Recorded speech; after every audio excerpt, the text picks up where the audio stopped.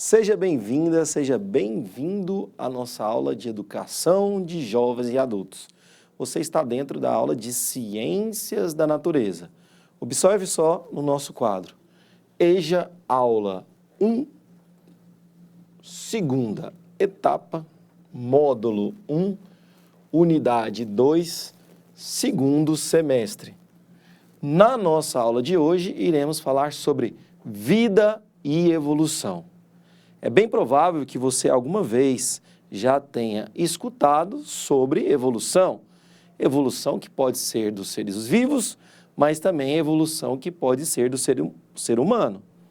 Já ouviram falar sobre Charles Darwin ou de Lamarck? Acredito que sim.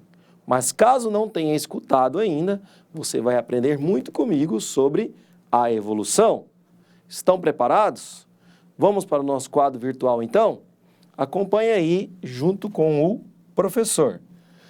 Este que aqui aparece é Charles Darwin, que é considerado o pai da evolução. Já anotaram aí no seu caderno? Acredito que sim.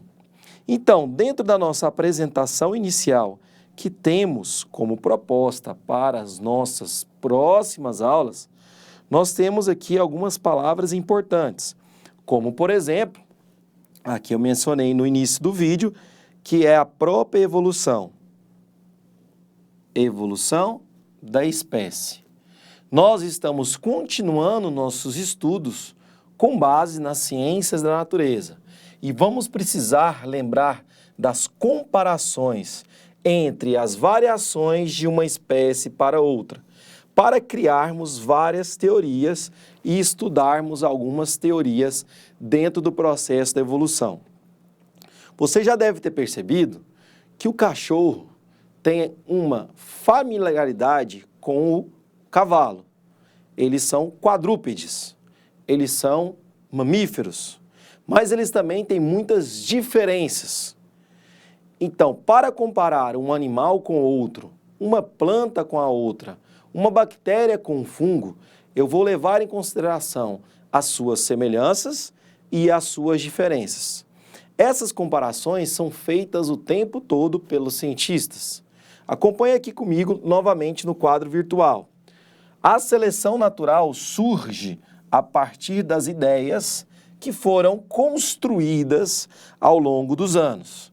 Então, conforme mostra aí para nós, na nossa apresentação inicial, que além deste conteúdo, desse objeto de conhecimento, você também vai aprender a identificar os tipos diferentes de áreas verdes urbanas, justificando a importância da preservação e conservação do meio ambiente.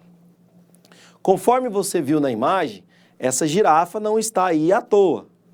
Uma das mais aceitas ideias na época de Lamarck era a lei do uso e desuso de Lamarck. Vejam, a época de Lamarck é diferente da época de Charles Darwin. Então, bem provavelmente, você já deve ter visto em algum livro didático que as girafas, ao usarem o seu pescoço, desenvolveram aí este órgão mais do que os outros. E isso atualmente não é aceito. Porém, na época de Lamarck, era muito aceito, que era a explicação plausível. Vale ressaltar que a ciência está em constante construção, então ela não é fixa, mas sim dinâmica. A mesma verdade que é para nós, nesse exato momento, daqui a alguns anos pode ter sido transformada, o que eu, quanto professor, acho fantástico. E você aí que está assistindo o vídeo? Qual a sua opinião sobre essa transformação da ciência, sobre essa construção? É positiva? Se sim, deixe nos comentários. Continuando então na nossa apresentação inicial, nós temos aqui que a evolução pode ser definida em poucas palavras, já entrando propriamente no nosso conteúdo. Como, por exemplo, o processo de variação e adaptação, guardem essa palavra, de adaptação das populações ao longo do tempo, podendo ser inclusive e provocar o surgimento de novas espécies a partir de uma espécie pré-existente. Dessa forma, grande variedade de organismos presentes em nosso planeta pode ser explicado por meio dessa teoria. Provavelmente você conhece algum animal ou algum ser vivo da sua região. Nessa região que você está pensando nesse ser vivo, provavelmente ele tem adaptações que garantem a sua sobrevivência naquele habitat. Lembrando a vocês que o nicho ecológico é o papel desempenhado pelo aquele ser vivo naquele habitat, naquele ambiente. Então, quando pensamos no lobo-guará e trazemos ele para o cerrado, o lobo-guará tem adaptações que favorecem a sua sobrevivência neste bioma. Pois bem, voltando para o nosso quadro virtual, nós temos que a seleção natural proposta por Charles Darwin, guardem esse nome, e Alfred Wallace enuncia que indivíduos possuem características específicas, o que tornaram, vou até mudar de cor aqui porque é muito importante, mais aptos a viver em determinado ambiente e têm mais probabilidade de se reproduzirem e gerar descendentes férteis. Nesse caso, nós temos aí o exemplo de uma iguana que está aparecendo para vocês. Esta iguana, que é um réptil, vai botar ovos com casca. O fato do ovo ser com casca já evita um processo denominado de desidratação. Então, quer dizer que ela, como um réptil, é mais evoluída, por exemplo, que um sapo, que é um anfíbio? Ah, professor, é dessa forma que funciona? Sim. E o anfíbio, por sua vez, é mais evoluído que os peixes, pelas suas características evolutivas. E essas características evolutivas dependem também do processo de adaptação. Fantástico, né? Continuando aqui, então, no nosso quadro virtual, nós temos que tais vantagens são hereditárias. A prole, ou seja, os filhos, poderão adquiri-la, fazendo com que, lembrem, ao longo do tempo, novamente, ao longo do tempo, maior número de indivíduos daquela população possua, consequentemente, modificação das características globais daquela espécie. Importantíssimo. Sobre essa ótica, indivíduos menos aptos tendem a desaparecer, entrar em extinção, resultando em uma população menos adaptada ao ambiente. Se nós levarmos em consideração o animal que estava presente na imagem anterior, ele é um camaleão. O camaleão irá mudar de cor para se adaptar àquele ambiente. Se, por exemplo, ele estiver na primavera, onde ele tiver grandes quantidades de flores coloridas e folhas verdes, provavelmente o seu tom de pele também irá ser de acordo com as cores do ambiente. Já no meio das folhagens todas verdes, o camaleão vai ter essa capacidade de ficar da cor verde. Todo e qualquer animal tem a mesma adaptação do camaleão? Não. Não são todos os animais que têm essa adaptação. Nós temos como o camaleão um polvo australiano que também tem uma mudança muito repentina de cor de acordo com o ambiente. Porém, a grande maioria não tem essa capacidade. O que não significa falar que ele não é apto. Não é porque ele não muda de cor que ele não está adaptado àquela região. No nosso caso aqui do Cerrado, podemos dar o exemplo novamente do lobo-guará. Ele tem as patas mais longas e mais finas para que ele possa andar em ambientes que tenha muito mato, muita grama, para facilitar para ele. Então, tira aí do seu dicionário e do seu coração que para estar adaptado precisa mudar de cor. Não é isso que vai favorecer a sua adaptação no ambiente. Lembra o exemplo lá de botar ovos com casca? Pois bem, ovos com casca é um exemplo de adaptação.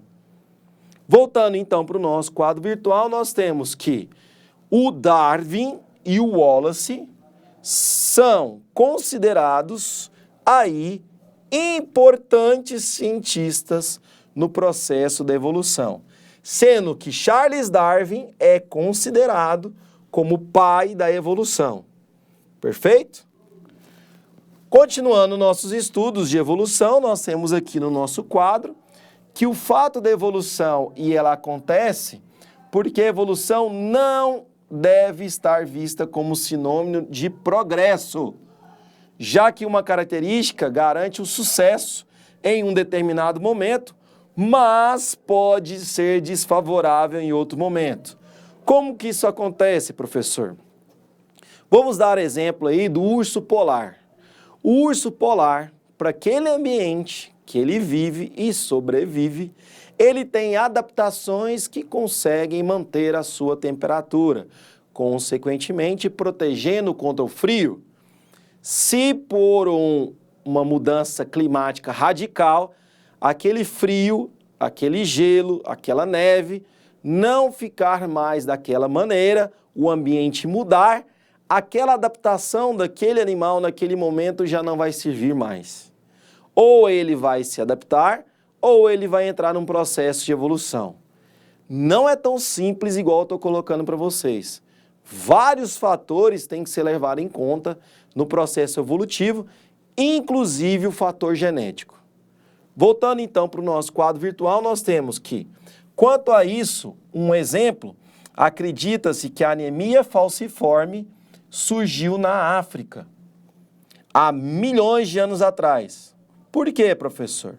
Como indivíduos com a doença falciforme eram mais resistentes à malária, ou seja, eles precisavam daquelas células para se adaptar. Dessa forma, por seleção natural, aqueles com suas hemácias normais tinham mais chances de não resistir à parasitose. Importante, inclusive, para as nossas avaliações, também essa informação. Dentro da evolução e a seleção natural, podemos afirmar que é apenas um dos mecanismos evolutivos. A seleção, por exemplo, sexual, deriva genética, mutação, recombinação e fluxo genético são outros que podemos agir de forma a reduzir e aumentar a variação genética. Ou seja, estudante, não podemos levar em consideração na evolução apenas um fator, mas um conjunto de fatores, conforme inclusive o que a gente acabou de correlacionar no seu quadro. Os fósseis têm uma importância fundamental na evolução, uma vez que eles demonstram como eram os animais há milhões de anos atrás. Vem aqui comigo. Observe essa imagem de um fóssil, possivelmente de uma ave, e conseguimos ver pelas suas características. Dentro da evolução, nós temos várias evidências que sustentam essa teoria. Entre elas, podemos citar o registro fóssil, as homologias e as evidências celulares, também como as evidências moleculares. Conseguimos distinguir aqui o animal 1 do animal 2 pelas suas características. Conseguimos distinguir o animal 3 do animal 4 pelas suas características apenas do seu fóssil. Podemos aí considerar que o animal 1 poderia ser um jacaré, um crocodilo, enquanto o 2 seria aí uma rã, um sapo. O 3 está muito aí parecendo com um mamífero, com um elefante, um mastodonte, um mamute, enquanto o 4 poderia ser correlacionado aí a um mamífero, mas aqui no caso poderíamos colocar como exemplo uma girafa. As evidências da evolução são implacáveis e a gente tem aqui um exemplo extraído desse site da evolução humana, que também iremos falar no decorrer das nossas aulas. Dessa maneira, no final da aula, podemos dar o conceito de evolução. Acompanha comigo, que é a teoria de acordo com qual as espécies sofrem alteração das mutações e pela seleção natural. Ela é considerada a evolução das espécies. Progresso, processo em que há modificação constante e progressiva, alterando um estado ou uma condição. Ok? Fechamos então a nossa aula introdutória dentro desse processo que é gigantesco, que é denominado de evolução. Espero você na nossa próxima aula para adentrar no nosso mundo de ciências da natureza e nessa jornada do nosso conhecimento. Um grande abraço, até mais, valeu!